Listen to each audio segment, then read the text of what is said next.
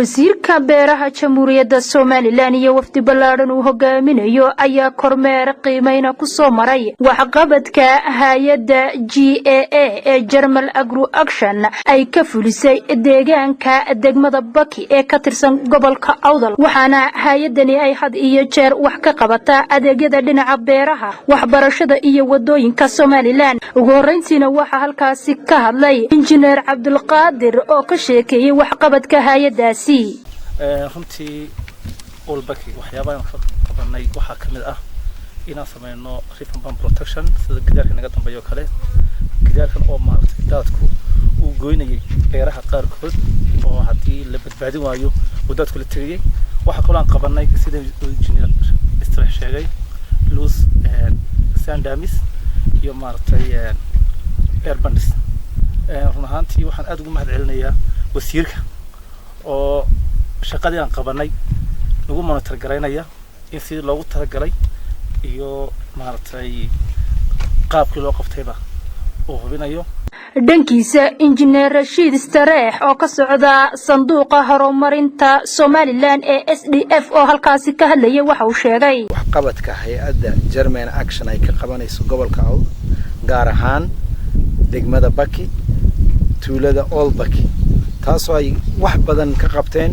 muddo 8 biloodna ay ka shaqeynayeen inay sameeyeen loose stone damis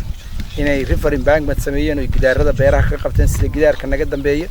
inay beerihii ay dadku qodanayeen 35 beerood inay u tiiriyeen isku duwaha wasaaradda beeraha Soomaaliland ee gobolka Awdal Maxamed Faarax ayaa isaguna goobjoog ka ahaa kormeerka lagu soo maray mashaariicda ay hay'addu ka fulisay deegaankaasi Baki hay'adda GAA ay ka qabatay degmada Baki aan macnaheedu goobjoog ka wada ahaano dhankooda dadka deegaankaasi ayaa iyaguna u mahad celiyay hay'adda German Agro Action adeegyada dhinacyada waxbarashada iyo beeraha wadooyinka ay ka fuliso deegaankaasi Germaniga oo wax noo qabatay wax qabad fiican noo qabatay oo intaas oo beerood 35 beerood wax nooga qabatay iyo beerihi ay qaadiyay daadadku ama dooxyadu bay naga gooyeen oo ceelashii ay muuqdaan iyagoo go'an geedweyntii beeraha ku taalay ay daateen kulli waxaan aad iyo aad ugu mahad celinaynaa hay'adda Jarmalka wasiirka beeraha Soomaaliland Maxamed Daahir ayaa isaguna halkaasi gabagabadii ka hadlay iyo inta gobolka joogtaba waxa aad iyo aad noogu farxada kormeerkii la shalay aanu sameeynay ee ku saabsanaa hawlaha ay hay'addu qabatay inay aad iyo aad noo farxad gelisay saaka waxaanu soo marnay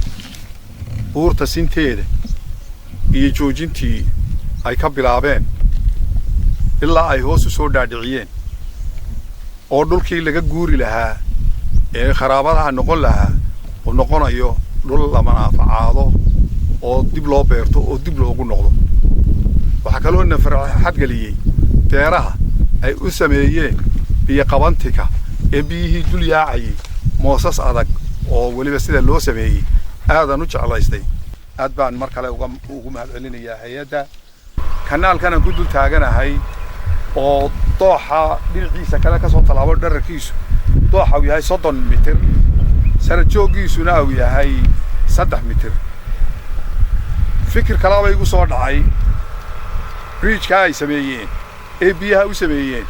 isku soo wado duuba mashruucan ay hay'adda German Agro Action ay ka fulisay deegaanadaasi ayaa ahaa kuwa deegaankaasi uu aad ugu badanaa isla markaasina ay si weyn u soo dhaweeyeen dadka deegaankaasi Sucaad Jaamac Qalile TV-ga qaranka Jamhuuriyadda Soomaaliland magaalada Boorama